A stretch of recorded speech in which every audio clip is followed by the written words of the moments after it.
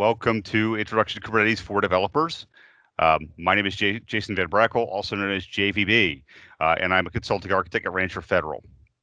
If you want to get a hold of me, I'm on GitHub, I'm on Twitter, and I'm on a ton of Slacks, including the Philly Dev Slack, the Kubernetes Slack, the Cloud Native Computing Foundation Slack, and I'm always JVB there. At least I try to grab JVB. Nobody else has grabbed it yet, so far so good. As far as what I want to do today, there's no way for me to distill what it takes to develop against Kubernetes, for Kubernetes, on Kubernetes in 55 minutes. So this is the where to start and an opportunity for you to ask questions. And this is really given what I've been doing for the last 5 years of my career, if my manager came to me and I was working in the enterprise, they said, you're going to have to develop your software and it's being deployed to Kubernetes, these are the things I'd start with. Now, this will be part of a greater conversation around these things, and if you want to be part of that conversation, I'll put some links up towards the end where you can get a hold of me. Other things I'll be working on, but I'm focusing this year on trying to make Kubernetes easy for developers because it's just not. Now, let me put my chat back up because I can't see it. Give me an idea as far as in the room, who's working with Kubernetes now. So just type in the chat, me, put an emoji up, whatever you want, or even no is fine. I'm not working with Kubernetes, or I'm just doing containers. And not everybody wants. Not yet. Okay, cool. So this is the idea. Is I'm going to give you an idea of where to start, some resources to go with, and from there, I'm going to start doing kind of a weekly thing on Twitch where it's just talking to developers who are getting into Kubernetes to try to make their lives easier. Because 5 years ago, all of Kubernetes was terrible. 2 years ago, Kubernetes was less terrible, and now today, Kubernetes is great for operators. It's still terrible for developers. I'm really sorry about that. But that's just the way it is. So what is Kubernetes? It orchestrates containers. That's it. That's all it does. That's its job. And you think, so why is it so complex? And it is complex. It is super complex. So it's a set of APIs. Everything in Kubernetes is an API. So if I were to go to the API reference here and go to 120 and hit the API 120, they've changed the website again since I've done this talk. API overview. Oh, so that's an overview and concepts. So get to know the Kubernetes documentation. Just don't expect it to stay still, because this is an open source project like everything else, and it's constantly in flux. Let's go back to reference. There we go, API reference. And then Kubernetes is this, and it's a ton of APIs. So to know Kubernetes really, really well as an operator, you have to have a good idea of all these APIs from here up. And if you've been doing it a long time, you might have some stuff running with all these down here. But we're not going over all of those today. We're going to touch on like 5 or 6 of them, which are enough for you to be dangerous. That's the idea, is that we're get you enough so that you know where to go next. So let's talk about what Kubernetes is physically. And it's a set of nodes. Now, I use this specific graphic because this is one of the better graphics for explaining what Kubernetes is. So Kubernetes is a set of nodes that is going to spread out your containers throughout all of the nodes. So they all work together. It's a mesh. There are essentially 3 types of nodes. You could boil it down to 2, but it's going to be 3 or 2. You have worker nodes, which run kubelet and kubeproxy, which is where all of your stuff is going to go. So when you deploy stuff to Kubernetes, it's going to end up on a worker node alongside of these other containers that are doing things on behalf of Kubernetes. And that's all you really need to know about that as a developer. Over here are control plane nodes, and this has more things on it. This is the Kubernetes API, which is exactly what what you would think it is. It's a REST API, and it's how everything talks to everything that happens in Kubernetes talks through that REST API. So no backdooring over here to the database. This is etcd. This is a high-speed distributed key value store, and it's not even really required. But most Kubernetes distributions use etcd as their backend. That's not always going to be the case, but that's the case for 90% of Kubernetes clusters today. You have your scheduler here, and its job is to figure out where over here all your stuff is going to go. And then you have we have various controllers, and these controllers are control loops that basically go from, is my cluster behaving the way it should? Are my services up? Is my software in the right place? Yes or no? And if it's no, it does some stuff. Actually, it tells Kubelet to do some stuff. And then you have the Cloud Controller Manager, and it's a special set of controllers that aren't always activated that talk to your cloud provider. Now, if you're doing bare metal or air-gapped, you don't even turn this on. But that's essentially what Kubernetes is, physically speaking. It's these three types of nodes: your etcd, your control plane, and your worker nodes. And you'll notice here in this diagram, the control plane nodes include etcd, and that's a really common deployment characteristic. It's just not required. But understand that you're going to see it both ways in various documentations. So I just don't want you to be thrown off when you start learning more about this. So it's complex because it handles massive scale. You can run Kubernetes on everything from, let's see, where is it? Oh, my kids stole my Raspberry Pi. I had a Raspberry Pi on this to hold up and say, hey, it can run on this. It's probably down there now. They probably just put it somewhere else that's not on top of my desk. But it can run Raspberry Pi. It can run in massive data centers. And the same distributions that can run on things like Raspberry Pi can also run in the massive data center. So I'm going to actually point you to one of those today. But why should you care? I mean, the operators, I want to talk about them today. Really, you should care because it won. There were 3 or 4 years ago, there were a bunch of projects competing to be the container orchestrator. And a few are still out there. You had Mesosphere. You had Docker Swarm, you had Kubernetes, and you had projects like Nomad over on the HashiCorp side. Nomad's still around. Nomad's a really cool project. It is a lot less complicated than Kubernetes. It just doesn't have the community and critical mass of the Kubernetes project.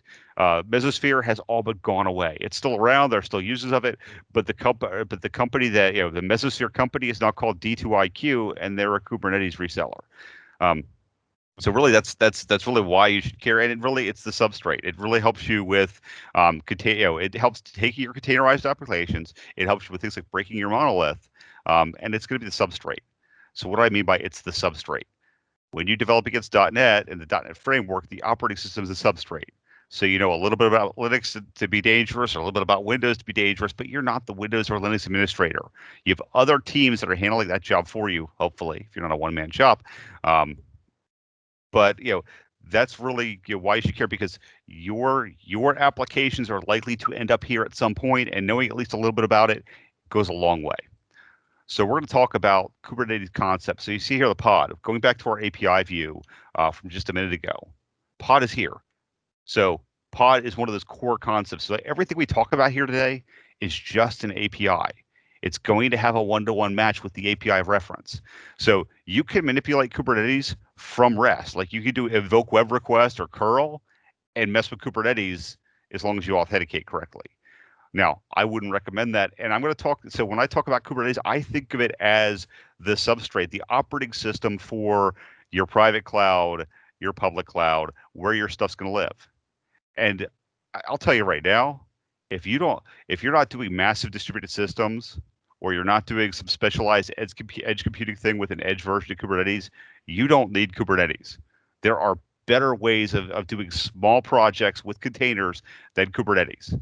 Like, I have no problem with things like Azure Functions or Lambda. There are great ecosystems built up for distributed systems that are not in Kubernetes. It's just Kubernetes became hot, and everybody wants to know Kubernetes, everyone wants to adopt Kubernetes, and even worse, everyone wants to build their own distribution, but that work was all done like 3-4 years ago. So don't go build your own distribution, please.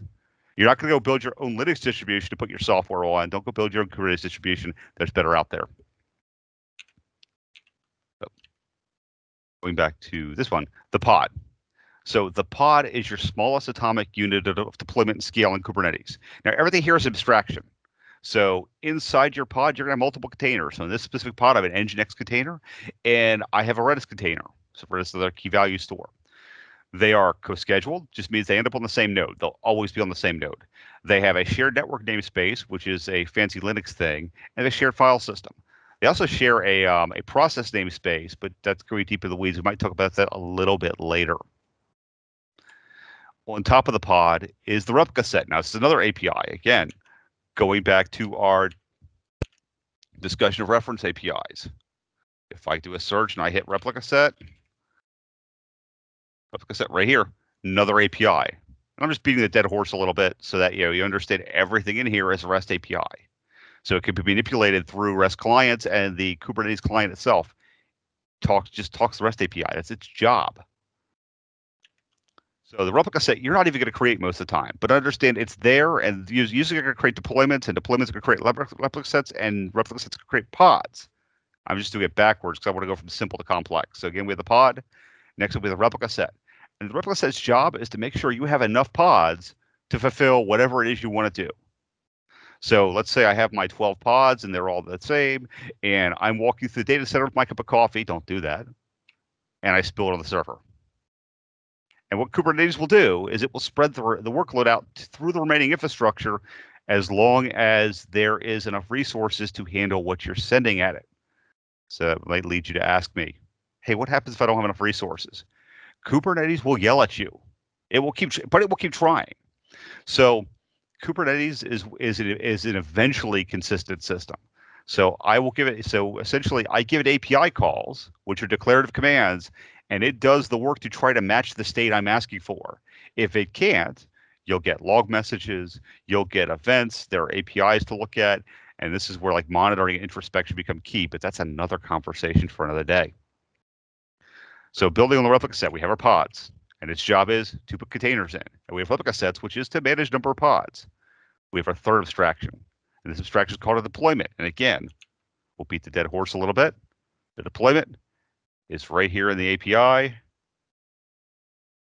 and it's just yet another REST API that tells Kubernetes to behave in a different way.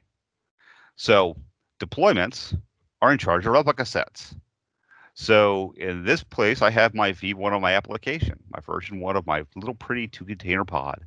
And I send an API call that says, hey, change that from V1 of my code to V2 of my code. Just like that.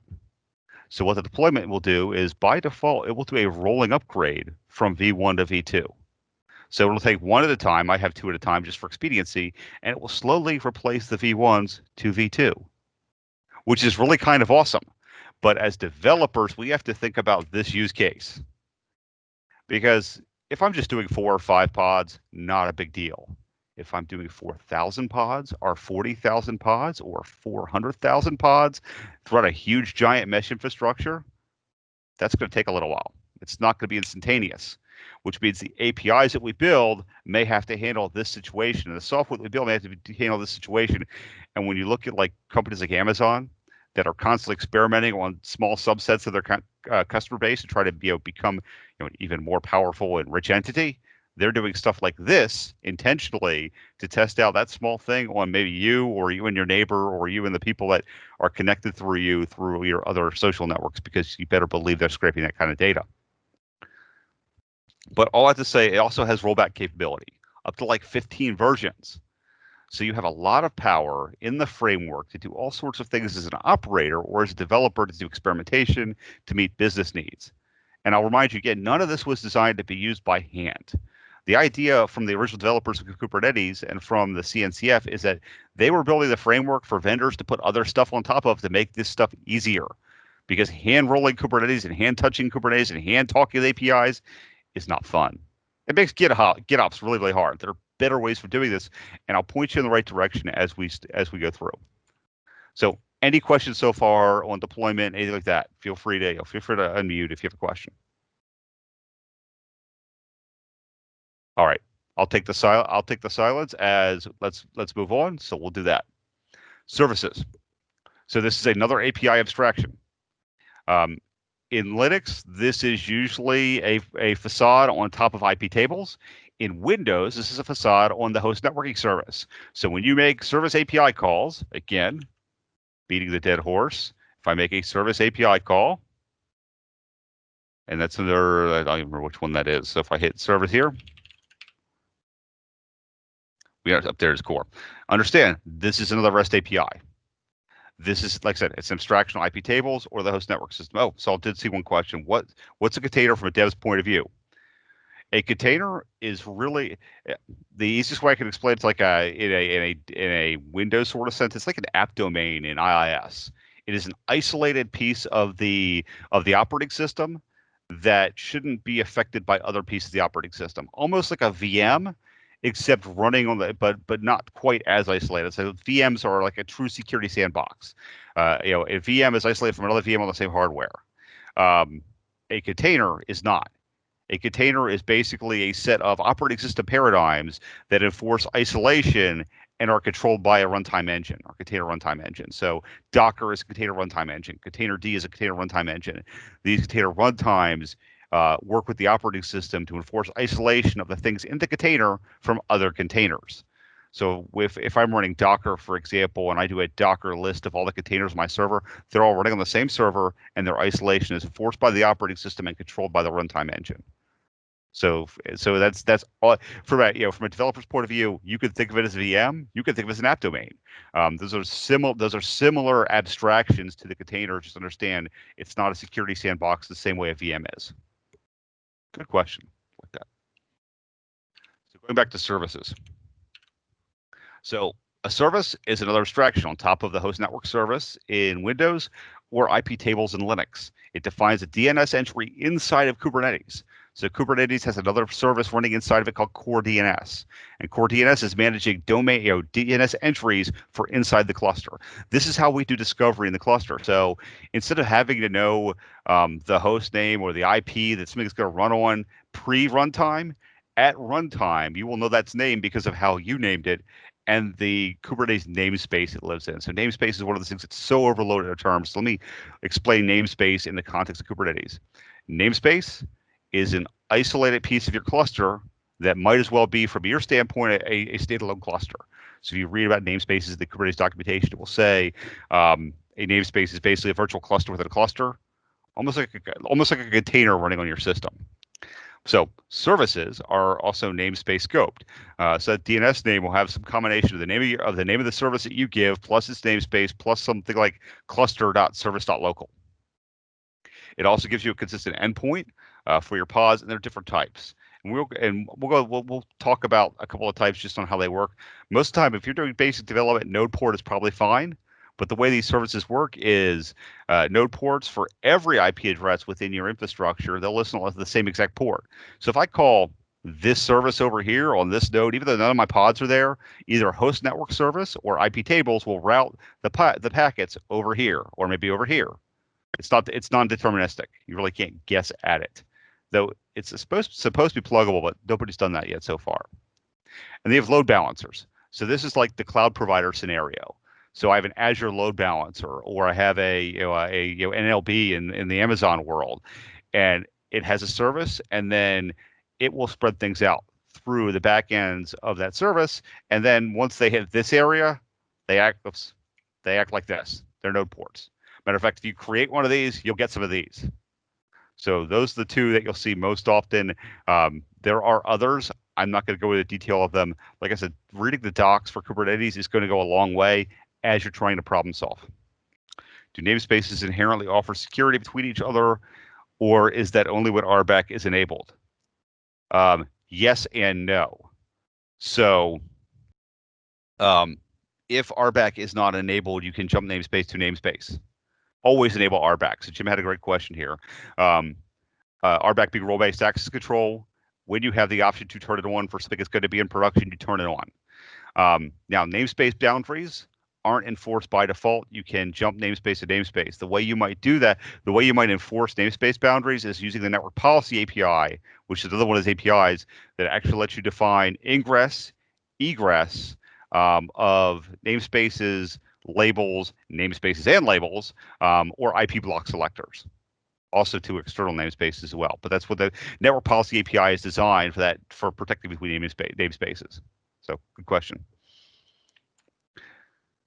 So that's services.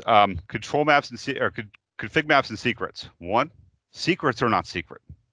They're base 64 encoded. If you want to learn more about secrets, Seth Vargo from Google did a great talk. I'll put the link. I'll put the link up just to remind me to send a link out later for this. Base 64 is not. So he did a great talk in FOSDEM 2019 call base 64 is not encryption. It's still probably the best talk on this. So Seth refers to secrets in Kubernetes not as encrypted, but as encrypted.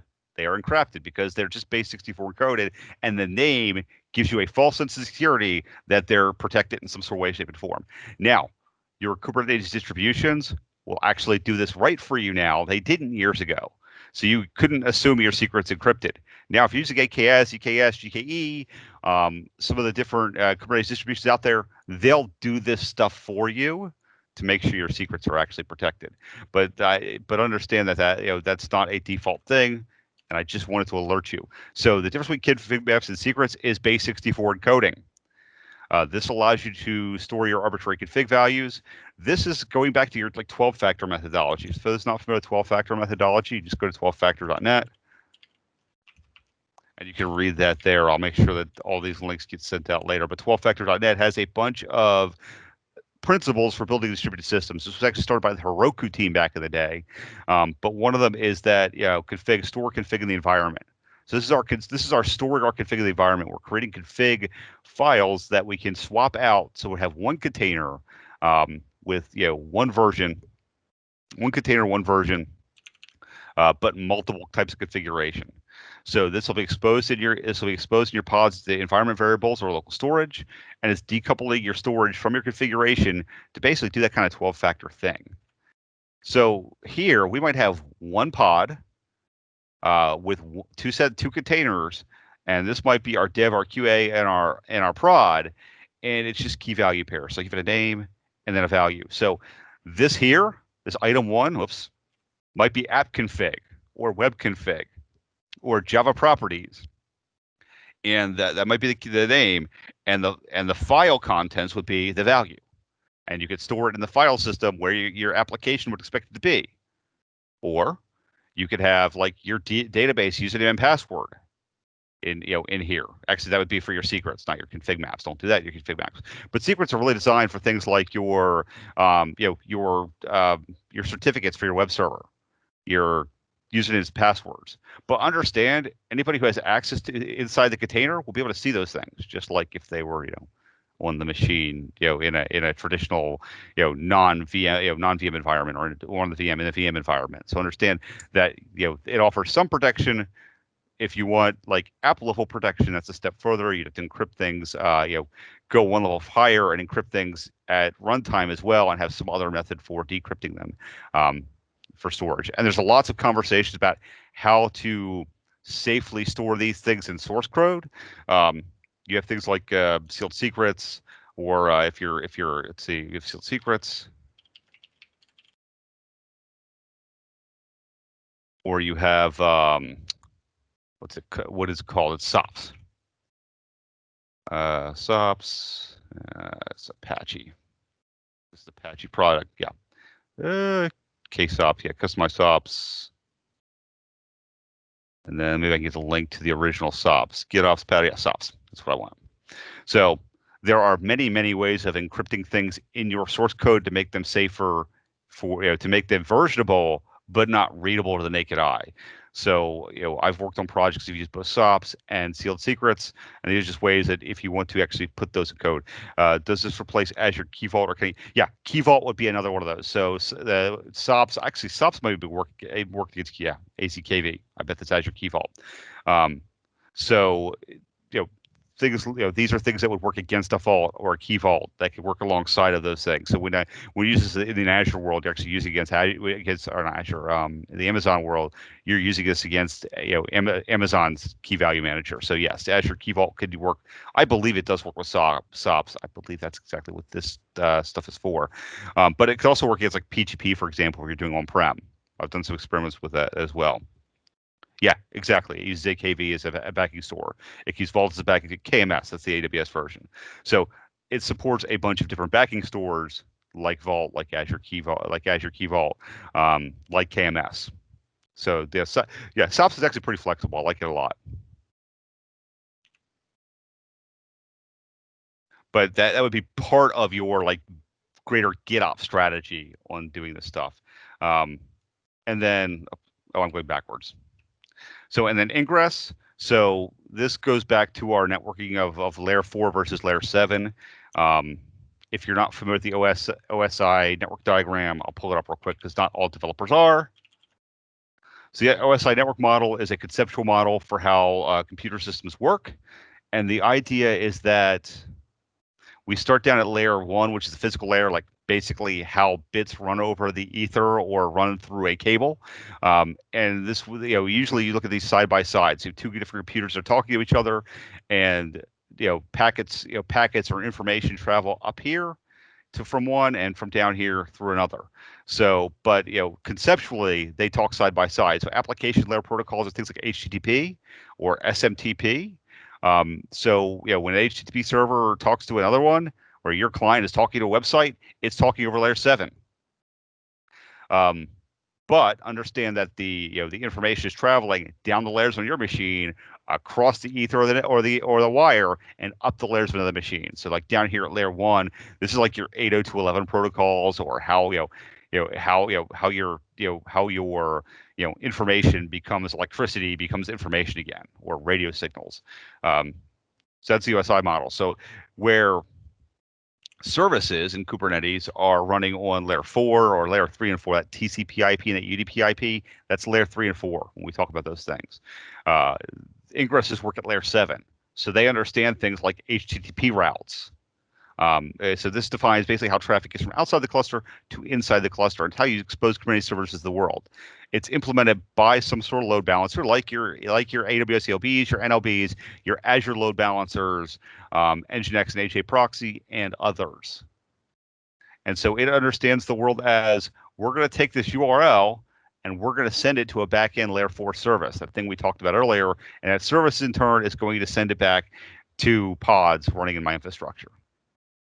So that's the quick and dirty 5 minutes of APIs you need to go just to start playing with this stuff. And this is what it might look like. This is how data might travel through your system. So I'll walk through this. This is our big picture review of what we just talked about. So we have pods that are running on nodes. Those pods are controlled. The count of those pods are controlled by replica sets.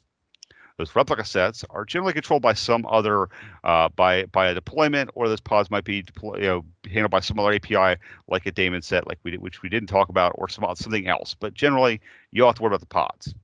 Those pods have labels on them. So these are just key value pairs. This is how grouping happens in Kubernetes. Everything happens through the labels. Services has to be called a selector on them. The service selector matches the pod label. So the relationship between the service and the pod is simply the labels on them and the selectors on them. Selectors basically just a query of those key value pairs.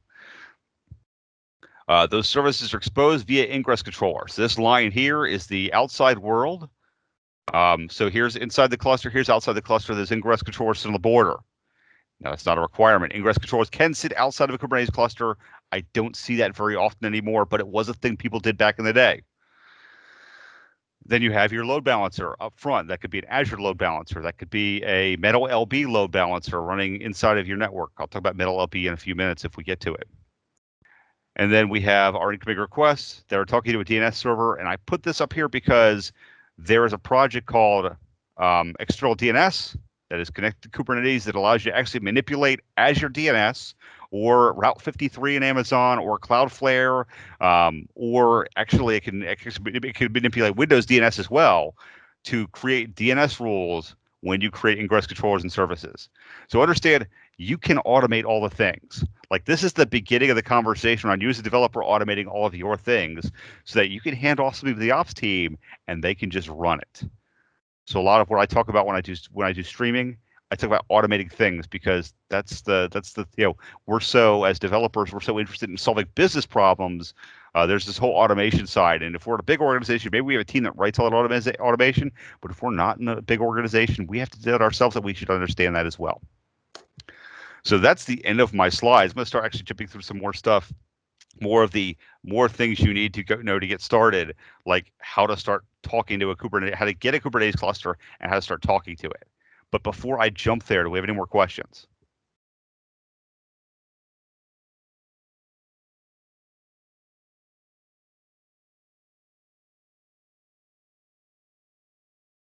I will use the uncomfortable silence to take it that you have no questions, or that I've disconnected and I'm just talking to my camera. So now I just had a bunch of notes of things I wanted to talk about. I mean, quite literally, I just have a markdown file over here of all the things that I thought were important if you were just starting. What I did was I wrote a bunch of slides and threw it away, and there were lists of slides and I threw it away. And I'm like, you know what? I'm just going to show links and talk about learning resources and give you some options for getting started.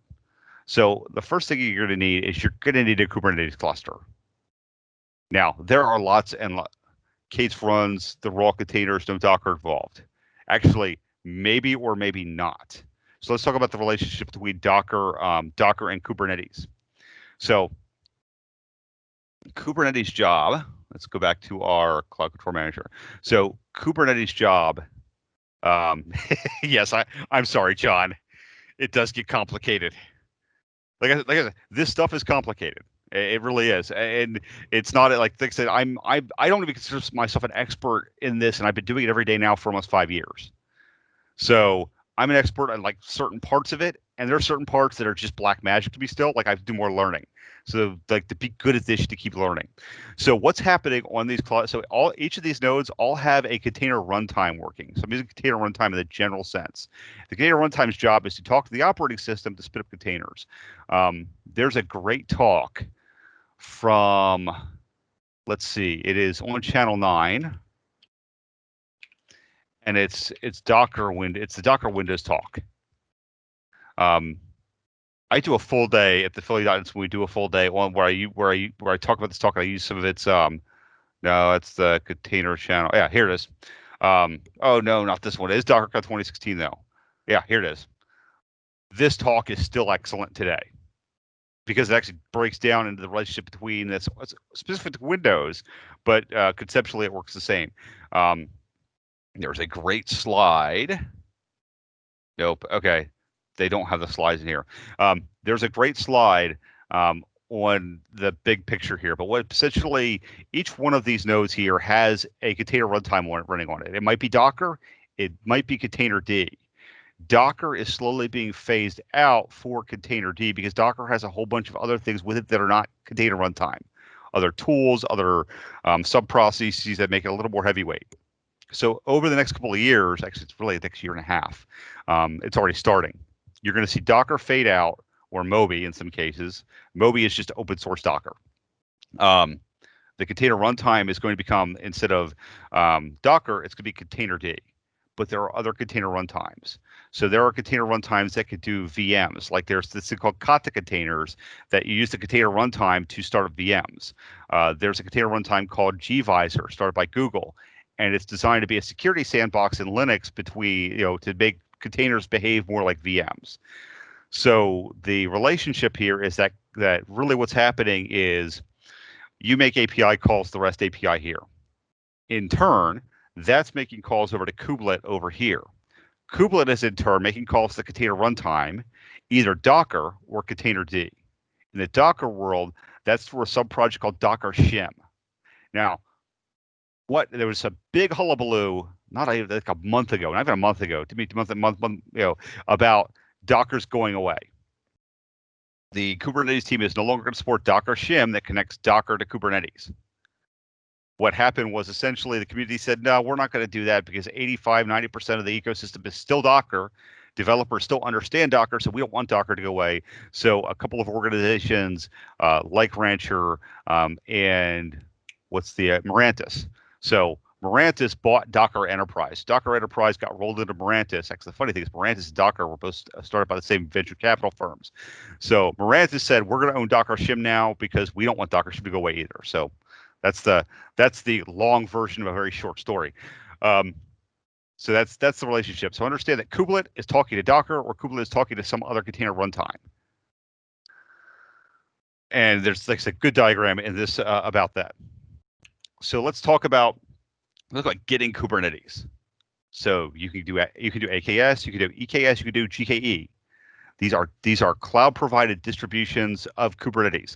Actually, if you want one that's not too expensive, that could be with DigitalOcean has also a good Kubernetes runtime as well. So I'm going to go into my cloud provider and spin up all of those runtimes implement the common runtime interface. Oh yeah, good point, Jim. Yeah, the CRI is the interface agreement that all these container runtimes agree to that Kubernetes talks to. So Kubernetes is talking to the CRI. Docker Shim is a CRI implementation for Docker. Yeah, good point, Jim. Thank you. So cloud provider, great. But now you're like dealing with the fact that you have to be up with the cloud. Awesome. But what we said, what if I work for a crazy insurance company or the military, and I need my own distribution? I'm going to give you a couple options. One, the open source option is kubeadm. Kubernetes ADM is essentially owned by the Kubernetes team. kubeadm is complicated. It's better than it was 2 years ago, but it still does a lot of things. It's not just it's about not just like spinning up clusters. It's also about cluster management. So it's a very big API surface. And I have nothing against kubeadm. I've used kubeadm. I think it's a good project. I just think it's suffered from scope creep and it's gotten too big. So it's not just focused on the Kubernetes distribution. It's also for Kubernetes management as well. And so my favorite right now today is K3S. So K3S was actually started by Rancher Labs. And I used to be a Rancher Labs employee. I'm now a Rancher Federal employee. We have a friendly relationship with Rancher, and we're both owned by SUSE now, but we're not the same company. This is one of the projects that we support as a company. Actually, we're really moving to RKE2, but whole other thing. This is Kubernetes minus all the bloat. So K3S, they ripped it. Now, it used to be when we started this project, we used to about like 5 million lines of code. Now it's only a few hundred. Like Kubernetes has gotten smaller. But the idea here is that this is Kubernetes that will fit on a Raspberry Pi or will run in your data center. It does both equally well, but it's really easy to get started with. And it's production ready. So it kind of hits that best of both worlds. Like this will run in my data center, but it will also run in my car or when you saw some of the stuff going on recently with like Kubernetes going to space or Kubernetes going in the battlefield, K3S is part of that conversation. So that's where this distribution is. This is my favorite because I can go production ready with another open source project called K3SUP or Ketchup. Yeah, Ketchup is how that's pronounced. So pay attention to Alex Ellis. Everything Alex Ellis builds is absolute fire. It's awesome. He has multiple open source projects. He's an independent developer. Feel free to go sponsor him because he does. I don't think he does this mostly full time, and he consults on. He's building a company around open source as an individual, which is really crazy hard. But this is awesome because it will very easily. It makes spinning up K3S in production ready scenarios stupid simple. Like I will do a presentation on specific to K3S. I've done them in the past, but I'll do another one on more recent Ketchup in the near future. So that's another one you can go get. If you want something that's actually more like full blown Kubernetes, like all the Kubernetes, RKE or RKE2 or RKE government. Let me these were all Rancher Labs projects. Now this one was donated to CNCF. So this is actually under the auspices of the Cloud Native Computing Foundation, and Rancher Labs has moved more in that direction of building cool stuff and donating it to the community. So RKE is a distribution. It is CNCF certified. So what this means is that we passed the automated tests that say we can be a certified distribution. So K3S is certified, RKE is, rkegov. So RKE, if you're like Docker is a requirement, this is the distribution you want. This is full-blown Kubernetes. It has all the Kubernetes bits and stays in line with Kubernetes. So this is stuff ripped out. This is all the things. Pay attention to this one, RKE2. This is not production ready yet. There is rkegov, which is the predecessor to this. So if you're in a highly secured environment, like you work for a financial or insurance company, this is what you want today because it's FIPS compliant. So FIPS, for those of you who are not security people, there are a bunch of crazy government documents that say how you have to be secure, and FIPS is part of that. So this is a FIPS 142 compliant. If you work with FIPS, you know what that means. So that I'd recommend that. Or if you're not going to go this direction, you can go get Openshift. So OpenShift is also FIPS compliant, but understand that OpenShift is a platform as a service built on top of Kubernetes with Red Hat's fork. So really, this is Red Hat makes the decisions for me, or I make the decisions for me. That's not a judgment statement. That's I want to pay Red Hat to make sure that all the things are controlled and managed, but I'm going to pay out the wazoo for it. Fine. Not a judgment call. Or I can do something that's everything from free, as in open source free, to I call a company that supports this, like a Rancher Federal or a Rancher or a SUSE, and there are actually other companies that are not Rancher that support Rancher, like Canonical, who does Ubuntu. They have a support package that includes Rancher. They were partners with ours back in the day. I don't know if they're partnering with Rancher Labs anymore. It's not there anymore, but they were partners for a long time. So Canonical has Rancher support in one of their packages. For one of their Kubernetes, for one of those Kubernetes supports. So that's, those are kind of the ones I would say, but that's great. But what if I don't want to stand up Kubernetes myself? What if I just want something simple to work with? That's the crux of it. Is what if I just want to get started and I want to bang against Kubernetes cluster? There are 3 projects I recommend. One is called Minikube. One is called Kind. That's Kind Kubernetes. And one is called K3D. And we'll start with Minikube, because Minikube's been around the longest.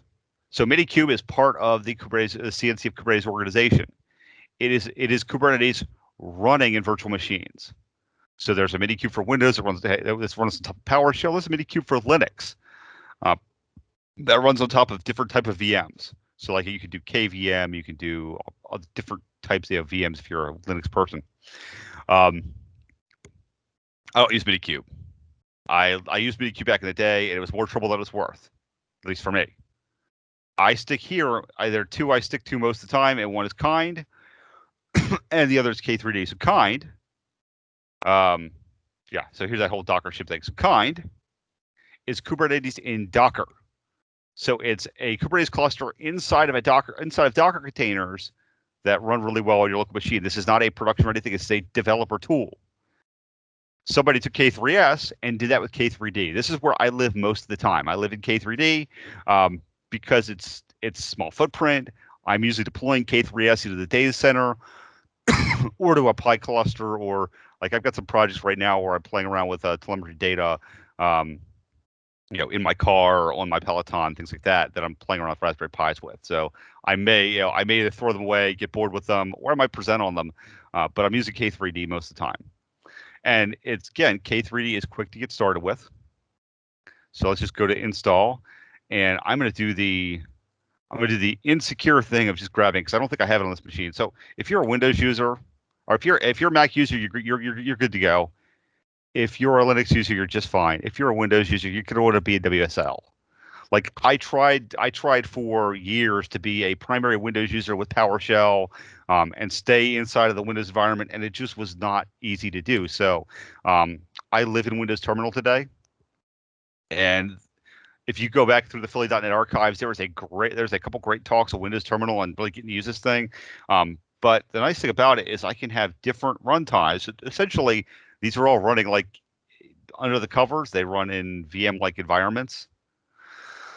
And I live here because I need to work with SUSE, I need to work with CentOS, and I need to work with Ubuntu. So I'm going to grab my Ubuntu one, and now I'm in a Linux environment. And it does most everything I need a Linux environment to do minus systemd, but that's actually a solvable problem now. It wasn't a while back. And I'm just going to go grab my K3D. It's going to want my sudo, or it's going to sudo for my password. Let's try that again. Oh, I already have it. Oh, no, I did. I thought I had it uninstall. I don't have it. It thinks I have it because I probably got rid of it. Welcome to live coding. So I'm gonna.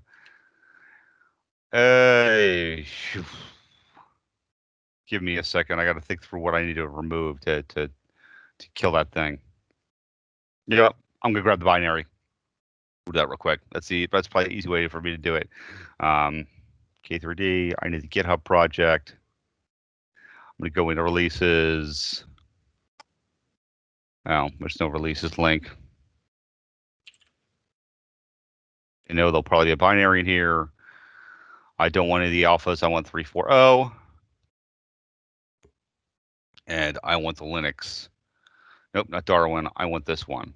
And it does support ARM. Oh, I don't want that. That's all right. We can grab it from there.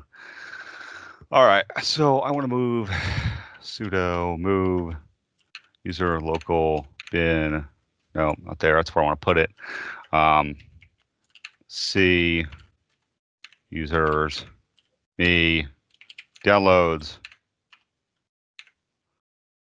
K3D Linux use local bin K3D, and then we're going to sudo. We're going to chmod to user local bin, and that should do it, right? Yeah, anyway, K3D. Good. So usually I would run that thing, it would go and install K3D, and we'd be good to go. And it's a simple binary anyway. We need a cluster, and I can just do. And so the nice thing is the help for this, the documentation for this is really good. That's why I stick to it over kind, because I like its documentation better. And I'm big on documentation. I believe documentation is product. So we're going to K3D cluster, and we have a create. And if I just do a create, it will just do a whole bunch of sane defaults for me. And it's doing Docker things right now. So it's creating a Docker network. It's creating volumes in Docker, so we can store file system things. We have fake nodes, and it's pulling all the things it needs. So I now have a Kubernetes cluster running on my machine. If I do a Docker PS with an EF, so I can see, oh, it's not EF, it's Docker PS. Yeah, Docker PS. So if I do a Docker PS, you can see here, I have a server and I have a load balancer. So default behavior for K3D is give me a server, give me a load balancer so I can talk to Kubernetes. You can see here I'm forwarding 80, or I'm listening, I'm listening on 80, and I'm forwarding something on the back end so I can talk to Kubernetes through whatever I need to talk to Kubernetes to.